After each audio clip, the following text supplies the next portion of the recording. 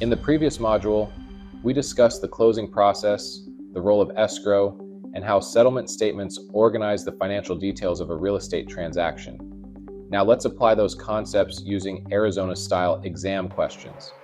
These questions will test your understanding of escrow responsibilities, prorations, and closing procedures. Let's begin. Question 1. What is the primary role of an escrow company in a real estate transaction? A. To negotiate the purchase price between the buyer and seller.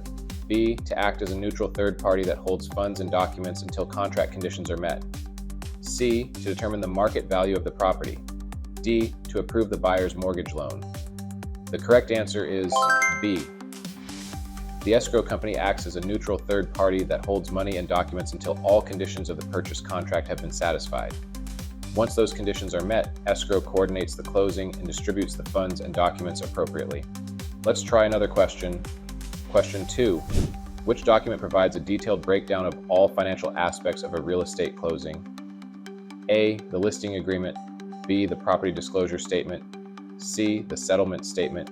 D. The appraisal report.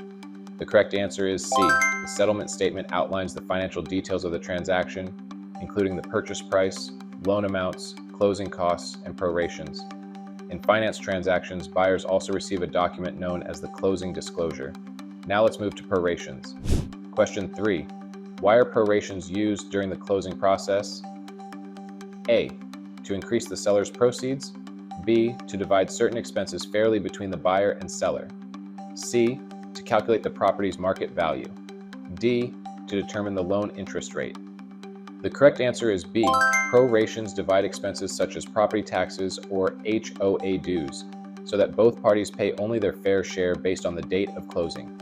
For example, if property taxes were prepaid for the year and the property sells mid-year, the buyer may reimburse the seller for the portion of the year. The buyer will own the property. Now let's look at another scenario. Question 4. Which party typically prepares escrow instructions and coordinates the closing process? A. The county assessor. B. The escrow company or escrow officer. C. The appraiser. D. The building inspector. The correct answer is B. The escrow company or escrow officer coordinates the closing process and follows escrow instructions to ensure that all conditions of the purchase contract are satisfied. Let's review one more question. Question 5.